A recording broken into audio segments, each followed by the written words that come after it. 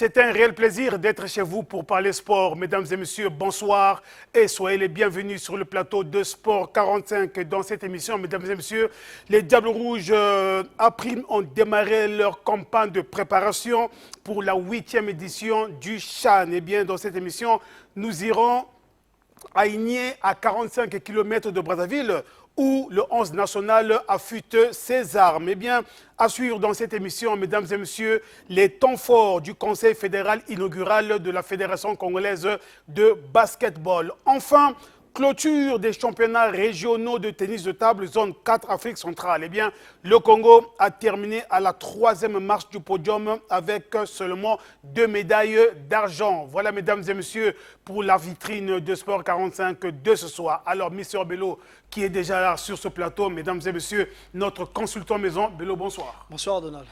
Mesdames et messieurs, eh bien, nous allons aller très vite, comme je vous l'ai dit dans la vitrine de cette émission, les Diables Rouges à Prime qui prendront part à la 8e édition du CHAN qui va se dérouler dans 3 pays simultanément. Vous le savez, le Kenya, l'Ouganda et la Tanzanie, eh bien, ont déjà démarré avec leur campagne de préparation du côté d'Igné, c'est à 45 km de Brazzaville, Bello.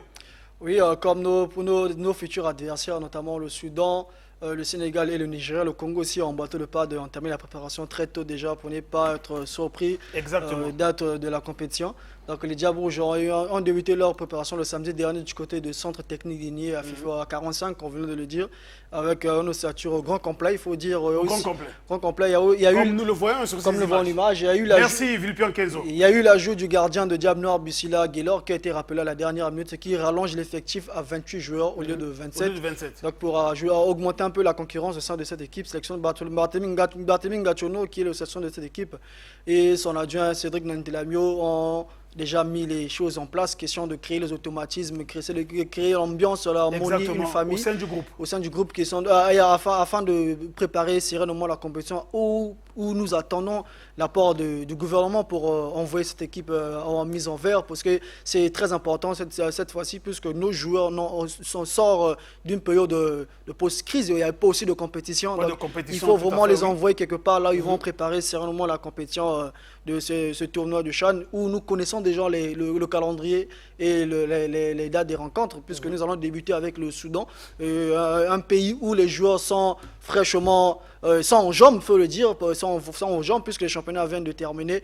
Et ensuite, nous allons affronter le Sénégal et nous allons terminer face aux Nigériens. Je pense que si les choses se passent bien, comme la FECOFO s'est impliquée, et je pense que les choses peuvent aller et les joueurs savent déjà à quoi s'attendre, parce que les gens ne donnent pas déjà favoris dans ce groupe. Tout le monde dit que non, le Congo c'est le petit poussé, le Congo va peut-être jouer la figuration, mais moi je ne pense pas, puisque les jeunes sont vraiment déterminés à montrer de quoi ils sont capables et le Congo est capable de créer l'exploit. Mais oui, Bello, c'est vrai que nous venons à peine de commencer avec cette campagne de préparation, mais il faut noter que les enfants sont restés pratiquement toute une année sans jouer au football. Est-ce qu'en un seul mois, les automatismes, la mayonnaise pourra donner?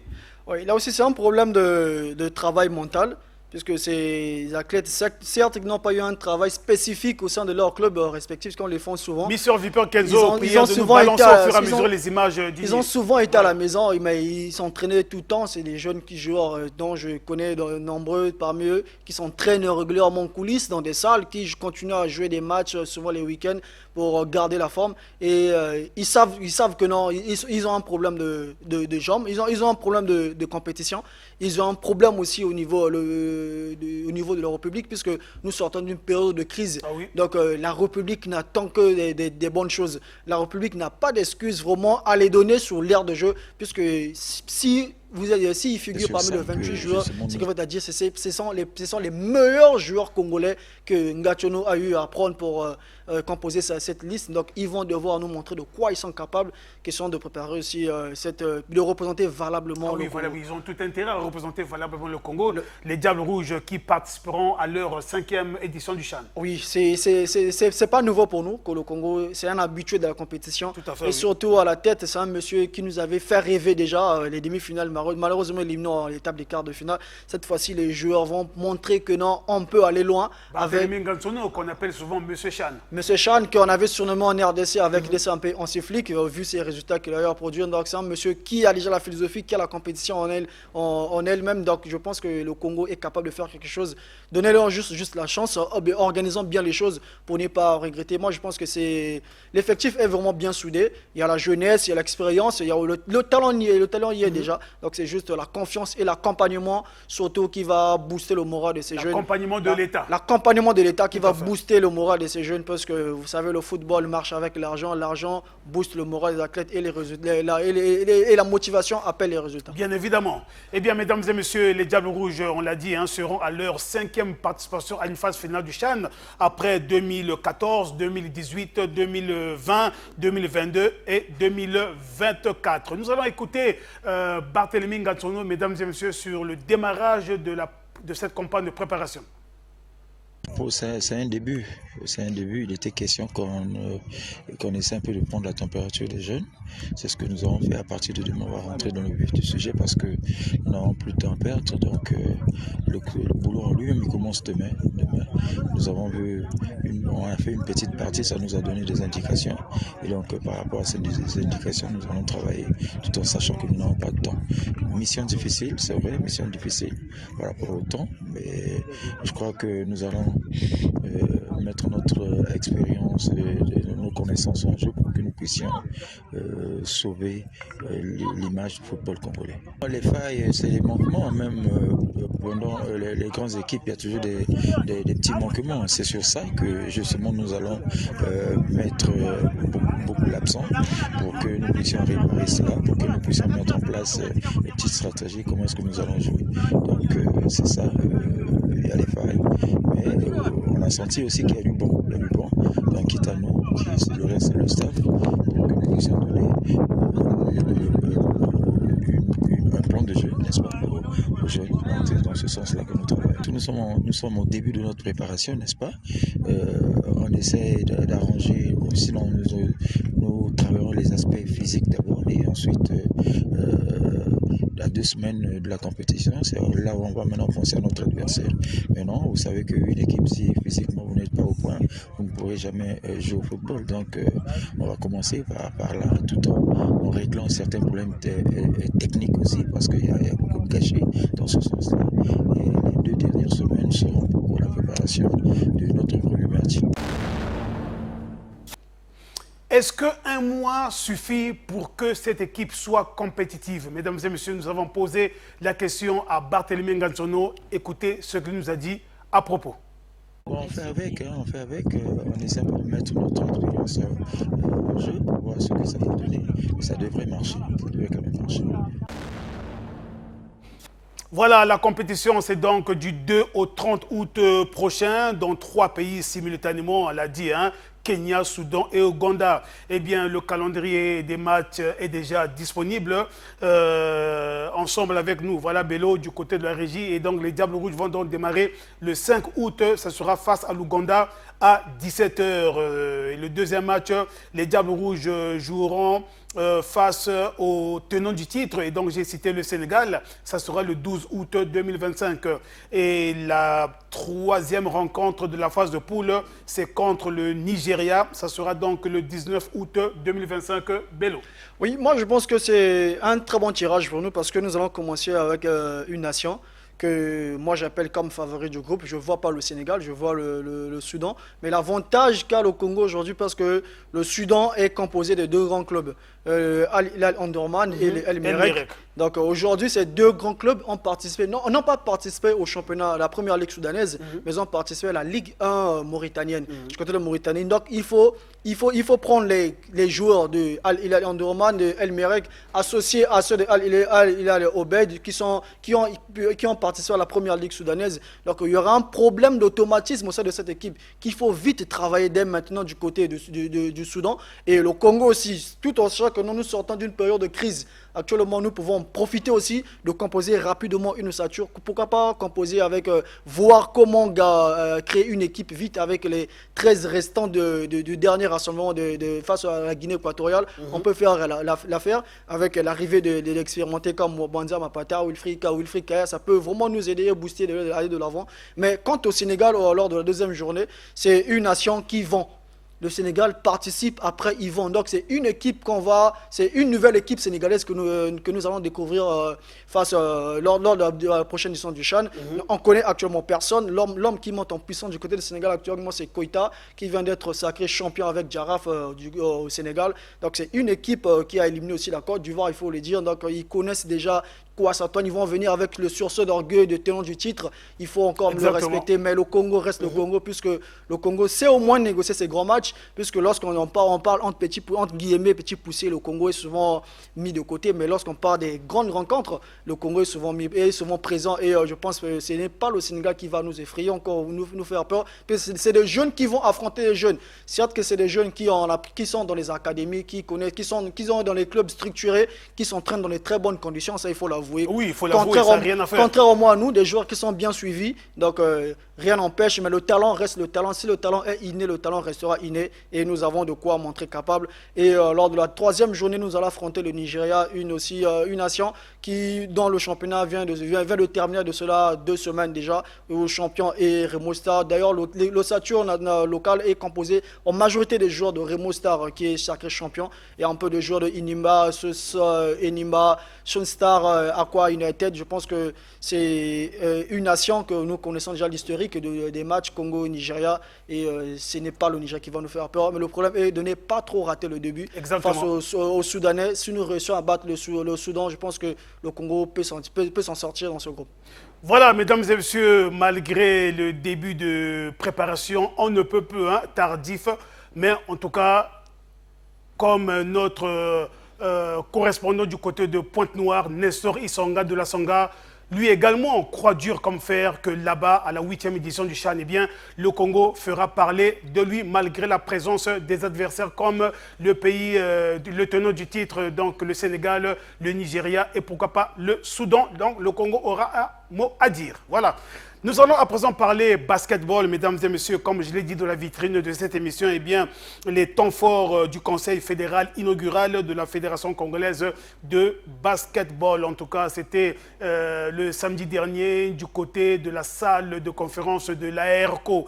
Mesdames et messieurs, je m'en vais vous proposer un extrait du communiqué final rendu public ici par le secrétaire général de la Fédération congolaise de basketball. Suivez.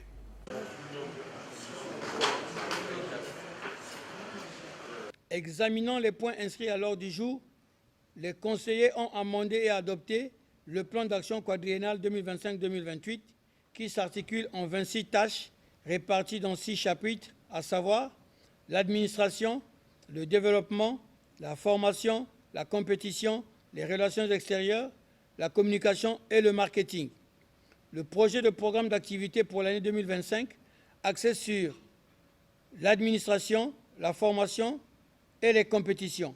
Le budget exercice 2025 équilibré en recettes et en dépenses à la somme de 209 220 francs CFA. Dans le dernier point de l'ordre du jour, le Conseil fédéral exprime sa conviction que ces ajustements réglementaires contribueront significativement à l'amélioration de la qualité de nos athlètes et à la promotion d'un environnement sain et juste. Dans les divers, le président a fait un compte-rendu verbal aux conseillers fédéraux de la mission au congrès de mi-mandat de FIBA Monde à Bahreïn. Le Conseil a été informé de la signature du protocole d'accord interligue de la sous-région. Nous avons donc eu la Ligue de Brazzaville qui était à l'honneur, qui a reçu la Ligue de l'estuaire du Gabon, la Ligue de Pointe-Noire et la Ligue de la RDC. Je vous propose à présent de suivre, mesdames et messieurs, le discours de circonstance prononcé au terme des travaux par le président de la Fédération congolaise de basketball, j'ai cité Fabrice Makaya Matev. Chers participants, chers sportifs, après la bonne tenue des travaux, permettez que je revienne sur la date du 25 janvier 2025, jour où vos suffrages nous ont portés à la tête de la Fédération congolaise de basketball. Soyez-en une fois de plus remerciés. Vous vous souviendrez de ce que je sonnais le rassemblement de toutes les forces pour redonner à notre sport la place qui fut la sienne il y a quelques années. Je voudrais, et je vous invite et vous exhorte à faire de ce principe un sacerdoce, car, pour ma part, je suis mu par une seule idée, servir le basketball dans un esprit de très grande écoute, de large consensus et de cohésion partagée. C'est-à-dire loin des clivages ou des sectarismes désuets qui, sans la sagesse des hommes, auraient achevé d'enterrer notre sport. Chers participants, messieurs les conseillers fédéraux, je ne veux pas m'identifier comme l'homme du renouveau, mais je refuse aussi d'apparaître comme le président dépourvu d'ambition, non personnelle, mais collective, pour placer le basketball sur le chemin de sa renaissance, tant annoncée et chaque fois repoussée. Pour cela, je vous dis ma volonté de m'appuyer sur vos attentes, vos espoirs et de m'éclairer de mon rêve d'être toujours au basketball ce que le souffle est pour notre vie, afin d'améliorer à tous les échelons notre compétitivité pour le bien de notre basket. Mesdames et messieurs, eh bien, la participation à ces travaux, eh bien, il y a eu la participation de deux compatriotes qui évoluent en Europe, le plus précisément en Espagne et en France. Eh bien, il s'agit de Vini Okuo, professionnel congolais évoluant en Espagne, et Rigo Edzaba, professionnel congolais sociétaire de Chartres C en France. En tout cas, leur présence aux travaux du conseil inaugural de la Fédération congolaise de basketball, en tout cas, a fait plaisir aux participants. Ça a été même un honneur. Suivez les tour à tour. Bonjour, moi c'est Vini Okuo. Je suis basketteur congolais et actuellement j'évolue en Espagne. Ça se passe très bien. C'est-à-dire? Je joue professionnel, c'est déjà en tant que basketteur professionnel, un basketteur congolais professionnel, donc c'est déjà quelque chose. Ça veut dire que ça. Dans quel club? J'évolue en Espagne. C'est vraiment dommage, vu qu'en ce moment on a beaucoup de talent et il y a beaucoup de joueurs qui veulent représenter le pays, mais malheureusement, avec la suspension du basket, on ne peut rien faire. Donc on évolue juste au club. Et puis en espérant qu'on puisse payer la dette pour qu'on puisse commencer à jouer pour notre pays. Ouais, actuellement on a même un groupe, Elite Congo. Il y a plein de joueurs congolais, les joueurs qui sont nés en Europe et les joueurs qui sont nés ici au Congo. Et actuellement ils évoluent en Europe. On a beaucoup de joueurs et tout, on est en train de parler entre nous pour essayer de faire des regroupements, pour essayer de voir si on peut essayer de gérer avec les membres de la fédération et tout, pour essayer de voir si on pourra payer l'amende d'ici peu. Il faut croire.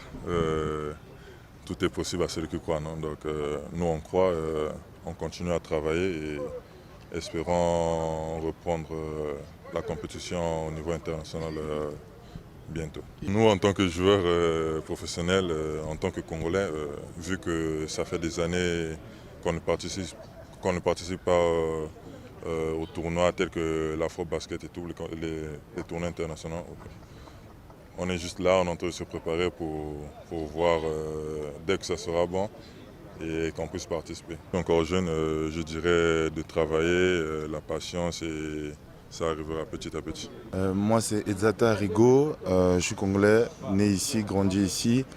Et après j'ai eu la chance de partir évoluer à l'extérieur. Mais sinon je suis congolais de Brazzaville, fier de l'être, et je suis heureux d'être sur mes terres et être interviewé par vous. En France. Dans quel club? Actuellement, j'ai signé dans un club qui est à côté de Lyon. Mais sinon, j'ai eu un parcours là-bas parce que moi, j'ai quitté à l'âge de 17 ans. J'ai été formé à Cara au début et après, je suis allé à Cholet pour continuer la formation. Et j'ai fait des clubs professionnels, 3 ou 4. Donc c'est un peu ça mon parcours. Aujourd'hui, je découvre ce qui se passe dans mon pays. C'est un pas de plus parce que je vois qu'il y a des gens qui veulent promouvoir mon sport ou notre sport, parce que je ne suis pas le seul à le pratiquer, pour ceux qui sont amoureux. Donc c'est un pas de plus. C'est vrai que ça ne va pas se faire tout de suite en un claquement de doigts. Mais c'est déjà un pas parce que pour réaliser un projet, il faut un rêve. Donc si tu ne rêves pas, tu ne peux pas réaliser ton projet parce que qui tu veux être demain, et ça va te donner un chemin. Donc là, on est en train de commencer par le chemin. Si ça commence par cette session, on va se rappeler qu'il y avait eu cette session pour promouvoir le basketball. Ça avait commencé un 28 juin, par exemple. Donc moi, c'est un honneur. Et voilà, j'en partage. Je retiens pour aller en parler avec les autres qui sont peut-être en train de jouer, parce que là, c'est le week-end. Il y a aussi mon équipe Cara qui joue, donc je vais aller les faire part de ce que j'ai appris de cette session. Exactement ça fait mal parce que, comme j'ai dit au début, moi, je suis parti à 17 ans en France et je suis arrivé à 17 ans en France. J'ai vu les jeunes Français de 15, 16, 17, 18 faire des équipes de France de jeunes. Ça les apportait beaucoup d'expérience avec le voyage, avec ce qu'ils vivaient. Et moi, j'étais là, je les regardais, comment ils partaient prendre de l'expérience. Et d'où c'est un regret que pour l'instant, il n'y ait pas encore les Diables Rouges, parce que c'est vraiment quelque chose qui peut promouvoir un joueur, qui peut l'emmener à réaliser des rêves. Parce que c'est vrai qu'en Afrique, ce n'est pas encore ça le basket, mais c'est en train de devenir. Mais sinon, la sanction fait mal parce que ça bloque certains talents, certains jeunes qui ne peuvent pas se montrer sur la scène internationale. Ça, c'est limite un péché pour un pays, quoi. Donc, comme je suis le dire, à 17 ans, les autres font déjà des Coupes du Monde. Donc, même si en senior, dans l'équipe nationale senior, tu n'as pas fait de Coupe du Monde, mais tu as au moins ce souvenir de quand tu avais 17 ans. Mais nous, chose qu'il n'y en a pas, et ça, c'est très, très, très dommage, quoi. Vous l'avez compris, mesdames et messieurs, il s'agit de Vini Okuo et non Rigo Edzata. Lui, il évolue en France, plus précisément au club Chartres. Alors, Bello, le fait que le Congo ne participe toujours pas aux compétitions continentales et internationales à cause de cette sanction de la FIBA, ça a aussi un impact au niveau justement des basketteurs qui évoluent en France et en Allemagne et en Espagne, mais qui souhaiteraient également prouver de quoi ils sont capables avec l'équipe nationale. Oui, moi je pense que là c'est un message de la part de nos autorités et aussi de nos dirigeants, de comprendre que la présence de ces deux basketteurs ici, ça dit beaucoup. Ils ne sont pas venus en tourisme, ils ne sont pas venus pour assister aux gens bien, pour mettre leur présence en valeur. Ils sont venus pour transmettre un message que non, là, les générations sont en train d'être sacrifiées. Exactement. Et nous sommes en train de perdre des générations aussi comme ça. Puisqu'en restant en retrait, le Congo ne bénéficie en rien. Le Congo est en train de perdre du potentiel, du talent, de l'expertise et des joueurs. Donc tout ça, c'est en train de partir.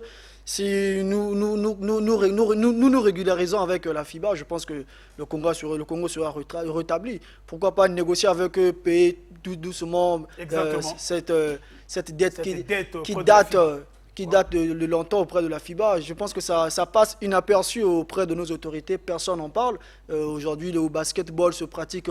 C'est comme dans le quartier. Mais nous avons une fédération, puisque lorsque vous jouez dans les gymnases, le but, l'objectif final, c'est quoi? C'est de participer au tournoi continental et non de rester à la maison. Donc, le champion reste à Brazzaville, le champion reste à Pointe-Noire, le champion reste au Congo. Il est décoré par titre honorifique, mais il ne représente pas la nation. Ça fait très mal. Je pense que le président de la Fédération congolaise de basketball a rassuré que des contacts sont en train d'être menés ça et là afin qu'un jour la FIBA puisse lever la sanction et que le Congo reprenne, renoue avec les compétitions continentales. Oui, Donald, c'est un très bon discours. de nous rassurer, surtout de rassurer les basketteurs, puisqu'il y a des gens qui se nourrissent de ça. Il faut rappeler ça à nos téléspectateurs. C'est bien de tenir ce genre de discours, mais nous voulons voir le travail, l'avancement de ces discours-là. Puisque nous savons, c'est un monsieur qui est venu vraiment pour redynamiser les choses, enlever cette sanction, puisqu'il avait dit ça pendant les campagnes. Je me souviens bien que non, le Congo va retrouver sa place, va redorer le blason au niveau continental. Oui, il est capable, c'est possible, il faut lui donner la chance, juste lui donner le temps de travailler. Surtout l'argent qui pose problème. La guerre des nerfs. La guerre des nerfs, c'est vraiment l'argent, c'est le gros problème actuellement. Si l'argent est... C'est comme un monsieur qui a un mandat, mais il n'a pas la population actuellement, c'est comme ça. Si vous êtes un peu coincé, donc le président à la fédération, mais ça manque là où on va lui juger convenablement de son bilan ou même de son mandat à la tête de la Fédération congolaise de basketball. Alors, de connivence, mesdames et messieurs, avec Rudel Goma du côté de la régie, nous allons parler tennis de table avec la clôture des championnats régionaux d'Afrique centrale, zone 4 de tennis de table dont les rideaux sont tombés dimanche là-bas au gymnase Henri Lendé. Eh bien, mesdames et messieurs, retenez simplement que le Congo, pays hôte, a terminé 3e avec 2 médailles d'argent. Eh bien, comme vous le voyez, c'est l'hymne de la République démocratique du Congo.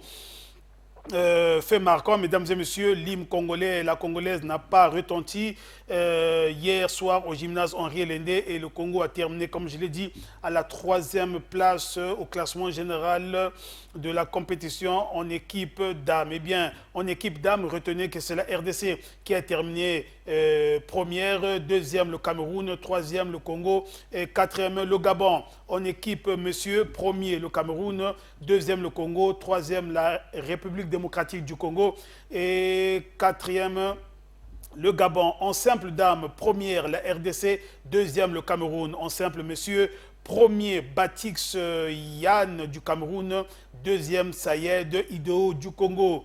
L'équipe masculine du Congo, mesdames et messieurs, renforcée notamment par 2 joueurs expérimentés, Sayed Idoou et Sakar Sarajou, n'a pas pesé lourd face à ses adversaires. Sayed Idoou, le boursier olympique venu expressément du Portugal, n'a eu que le mérite d'atteindre la finale. Autrement, il a été méconnaissable en finale face au jeune prodige camerounais Batix Yann, vainqueur par 4-7-0. La représentante congolaise a sombré corps et âme, tout comme l'a été bien évidemment Saka Sarajou, venu du Nigeria en demi-finale face au même Camerounais Batik Yann, meilleur joueur de la compétition. Ces 2 représentants du Congo, mesdames et messieurs, ont affiché une baisse de régime incroyable alors que l'on comptait surtout sur eux pour entendre l'hymne du Congo et donc la congolaise retentir dans ce gymnase Henri Lendé. Malheureusement, ça n'a pas été le cas. Voilà, là c'est le trophée à l'équipe du Cameroun. Eh bien, il faut donc dire que le Congo n'a pas pu atteindre le podium comme il fallait s'y attendre. Mesdames et messieurs, je vous propose à présent de suivre la réaction du directeur technique national de l'équipe des Diables Rouges Pongistes. Et donc, j'ai cité le coach Irénée. A été d'une grande envergure et nous avons eu de très bons matchs. Le niveau il est très bon par rapport à d'autres sous-régions.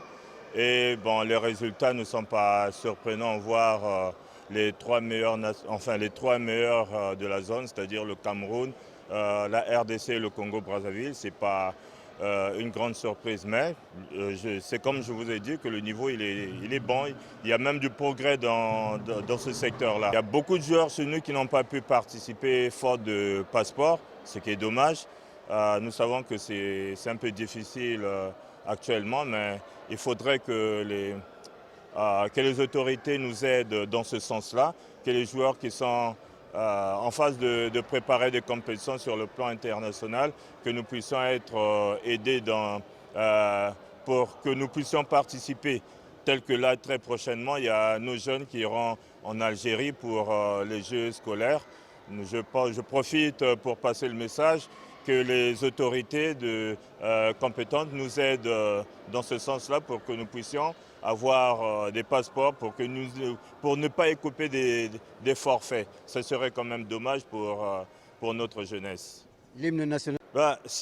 Surtout pour Saïd qui joue régulièrement dans des circuits, beaucoup de tournois en Europe.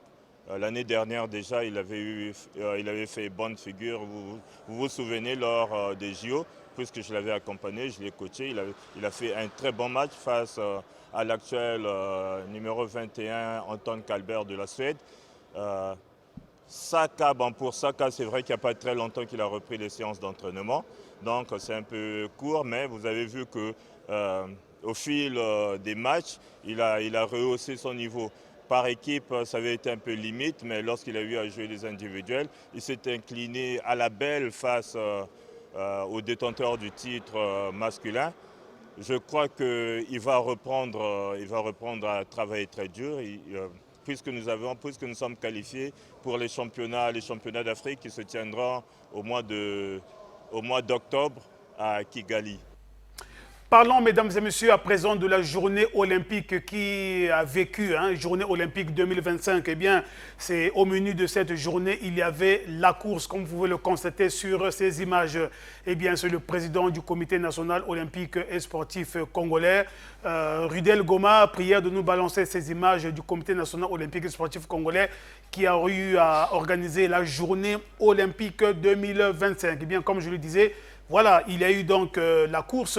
Et cette course, le coup d'envoi, comme vous pouvez le constater, a été donné par le président du Comité national olympique et sportif congolais, qui avait à ses côtés le premier vice-président du Comité national olympique et sportif congolais.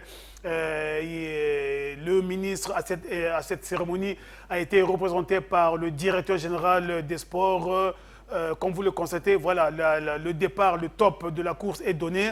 Et le point de chute, c'était du côté de l'esplanade du stade Alphonse Massoma Débat. Retenez simplement, mesdames et messieurs, que en cette journée olympique 2025, eh bien, le Comité national olympique et sportif congolais célèbre avec fierté l'esprit olympique qui unit le mouvement sportif dans sa diversité et sa richesse sportive. Cette journée symbolique commémore la naissance le 23 juin 1894 du mouvement olympique moderne et revêt une signification particulière pour l'Afrique et le Congo. Le thème de cette année, bouger, apprendre, découvrir ensemble pour un monde meilleur, invite chacun d'entre nous à s'engager activement, à partager le plaisir du sport et à faire vivre les idéaux olympiques dans nos familles, nos écoles et nos communautés. Eh bien, les athlètes, les sportifs du dimanche, c'est des passionnés. Eh bien, la journée olympique vous appartient. Elle vous offre l'opportunité de célébrer, de vous dépasser, de tendre la main à l'autre et de construire des ponts de fraternité et de solidarité. Voilà. Eh bien, entre autres, au menu de cette journée olympique 2025, c'est vrai qu'il y avait la course, mais il y avait également des démonstrations, mesdames et messieurs, en gymnastique, en judo, en lutte associée et en taekwondo. Je ne vous en dis pas plus, suivez plutôt tout ceci dans ce morceau choisi.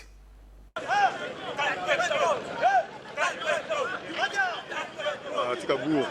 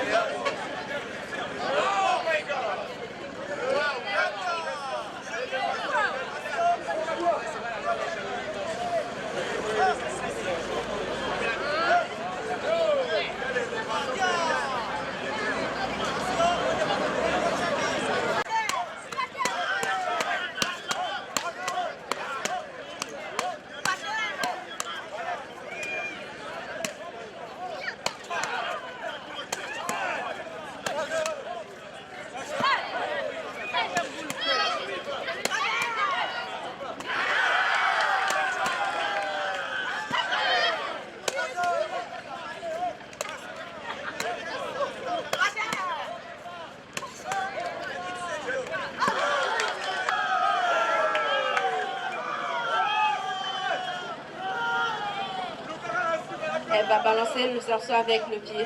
Elle attrape. Saut pied à la nuque. Roulade avant, elle attrape le cerceau.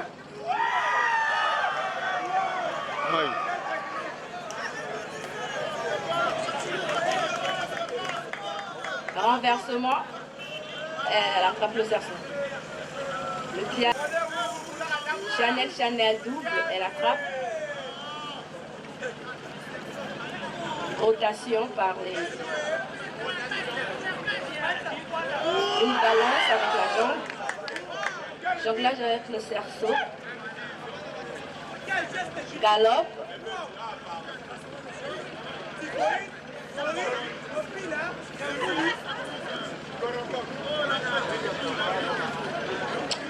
Nous sommes toujours à la gymnastique. Ouais.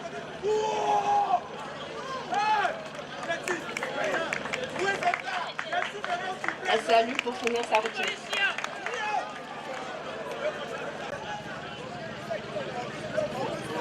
Chanel double, elle attrape.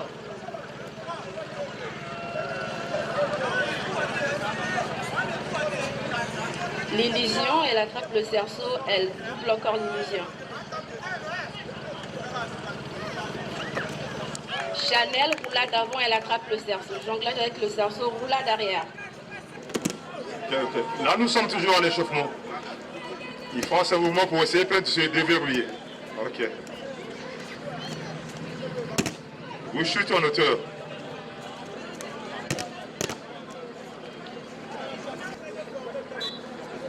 Ok. Ils vont. Ça, c'est un exercice avec partenaire. Ils font ça à deux.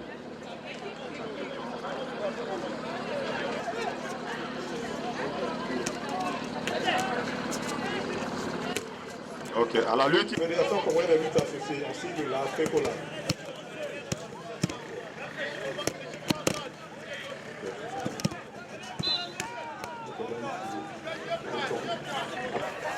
Celui qui exécute, c'est le tori. Celui qui subit, c'est le rookie. Un chute maintenant. Maintenant, ça, nous appelons Nagekomi. Nagekomi avec chute. Donc, une technique accompagnée d'une chute, ça, on appelle Nagekomi. Ce sont des attaques combinées, c'est comme en self-défense. Nous avons self-défense. Elle est attaquée par un inconnu. Elle réagit. Démonstration des différentes disciplines à l'occasion bien évidemment de la journée olympique 2025. Mesdames et messieurs, tous les participants à cette journée ont reçu un diplôme. Eh bien, c'est le président du comité national olympique et sportif congolais, Raymond Ibata, qui a donc donné le top de la remise. Suivez tout ceci dans cet extrait. Le comité sportif congolais, il remet les diplômes aux athlètes de la Fédération congolaise d'athlétisme.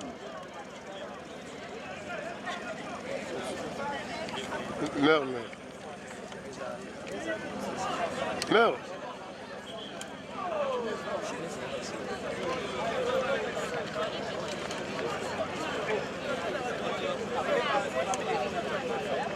Nous sommes là à la remise des diplômes et certificats aux athlètes de la Fédération congolaise d'athlétisme. Le plaisir de se retrouver à l'occasion de la journée olympique. Comme chaque année au mois de juin, la communauté olympique célèbre la journée olympique. Marque la création du comité international olympique le 23 juin 1894.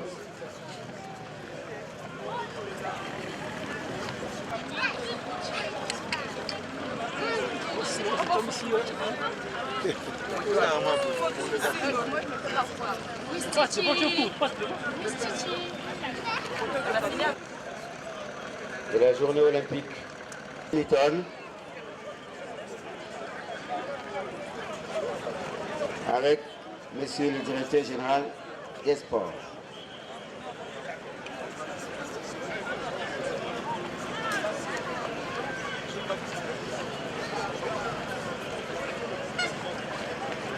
Après le badminton, ce sera le basketball.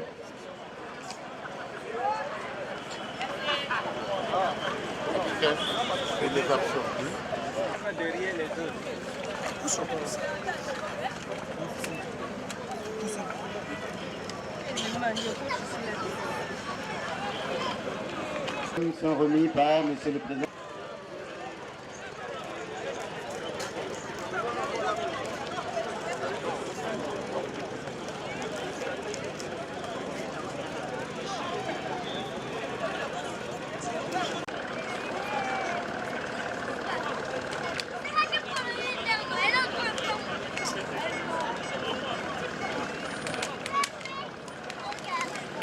National olympique et sportif congolais, Monsieur Jean-Marie Okuna.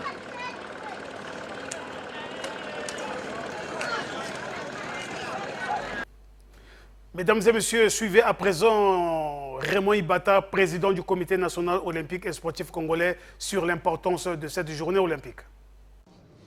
Oui, c'est vraiment, comme vous l'avez dit, une journée historique, parce que ça nous permet de mettre ensemble tous les sportifs congolais pour qu'ils puissent voir qu'il y a l'olympisme autour de tout ça, et l'olympisme est fait pour qu'on mette ensemble tous les sportifs et qu'ils puissent développer en eux le système olympique et tout ce que